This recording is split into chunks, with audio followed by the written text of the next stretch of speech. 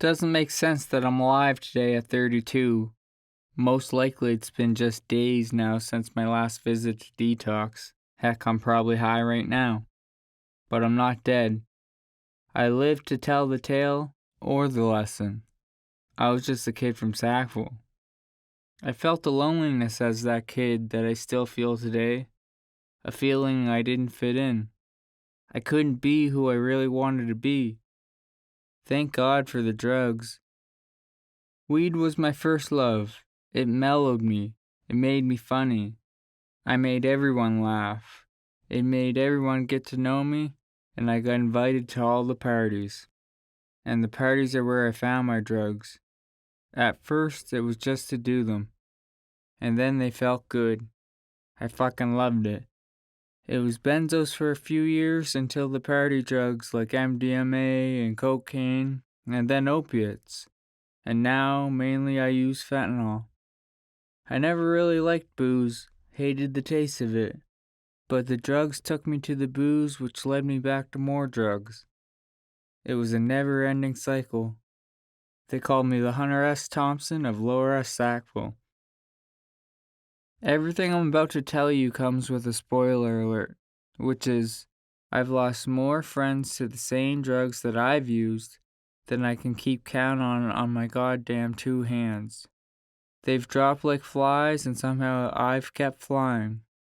For most, the cycle ends way too soon. Dead before they can have a chance at even being a youth, going to college, or just getting out of their goddamn neighborhood. I've been there for those overdosing on the street, injecting them with naloxone, saving their life, bringing them back to their feet.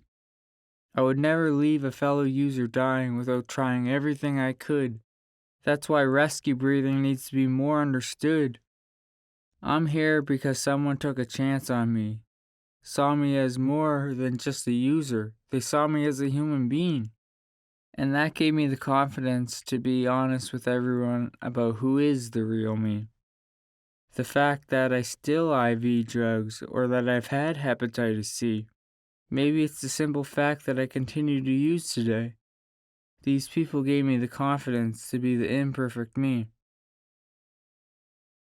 Thanks to a few healthcare professionals who had the awareness and wisdom to supply me with the methadone, benzos, and stimulants I am on now, I'm able to stay alive and not die.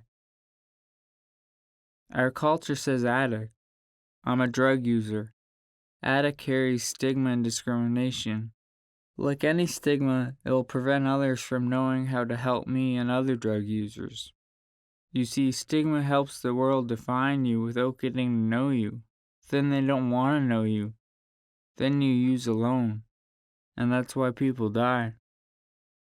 People who, when found out by their coworkers that they were drug users and had hepatitis C, were sidelined at work, lost their jobs, ended up right back in the street coughing bad drugs.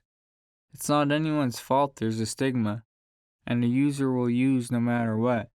But if they can't feel safe being honest, they don't stand a chance. But if they can, they may not die today. You literally can save someone's life by giving them the space to be honest with whatever they have to say. Does it affect you the way it affects them? Are you the one that is ashamed of somebody else's drug use? Is their use going to kill you? Because we all use something. Nobody's perfect. And for a drug user who has to hide who they are, their secrets lead them straight to the graveyard. Finally, at 32, I've done things I never would have imagined possible. I write for a magazine in New York City. I've been coast to coast telling my story, doing what I love on a daily basis. I'm far from perfect just yet, and I never want to be perfect. It's the chase of being perfect which allows you to learn from the mistakes and make change yourself into a better way. Today is about being who I'm meant to be. I'm almost there, and maybe one day I'll be that guy who I always imagined I would be. The sky's the limit when you don't have a bad dose in your hands. But as long as the stigma follows me into the room, it's going to be a long dead end. And if it's a dead end for a white guy like me with white privileges, Imagine the road for all the other people, black, brown, Asian, LGBTQ+. That road is not even paved yet. Hell, it's still bearing bodies beneath it. You might never have heard from me if it wasn't for the Dr. Peter AIDS Foundation, who empowered me in every single way, gave me the chance to lead and work on the me I'm trying to be. People that looked at me as more than just a drug user, but as an actual human being. They allowed me to be a person that you now see. Now I can walk into the room as I am, with my head held high. I'm more than just a kid from Sackville that everybody has known as someone who just gets high.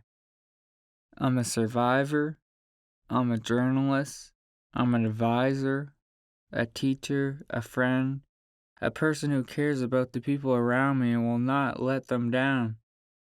I'm proud of what I've done and the person that I've become, and the positive footprint that I'm leaving behind. Everything from the Halifax overdose prevention site to the drug policies I continue to change, and the work I do day to day or even on the side. Now I know my mission in life and there's nothing getting in my way. The sky's the limit, and I remind myself of that every day.